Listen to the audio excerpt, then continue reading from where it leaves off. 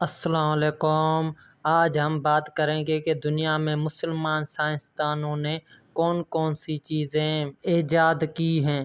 ان میں سے کون سے مسلمان سائنسسٹ تھے جنہوں نے کون کون سی چیزیں دریافت کی۔ دنیا میں سب سے پہلا کیمرہ ایجاد کرنے والا ابن ہیثم ہے، اور آپریشن سے پہلے مریض کو بے ہوش کرنے کا طریقہ ایجاد کرنے والا سائنٹسٹ زکریا رازی ہے، اور دنیا میں الجبرا کو ایجاد کروانے والا موسیٰ الکھاربی ہے۔ زمین پر زلزلے آنے کی وجوہات بیان کرنے والا ابن سینا ہے، اور سب سے پہلے دھاتوں سے اسٹیل بنانے کا فارمولہ ایجاد کرنے والا ابن سینا ہے۔ دنیا میں سب سے پہلے ابدیات بنانے والا ابن سینا ہے۔ ناک، کان اور دوسری چیزوں کی آپریشن کرنے کا نسخہ متعارف کرنے والا ابو قاسم الزہرا ہے۔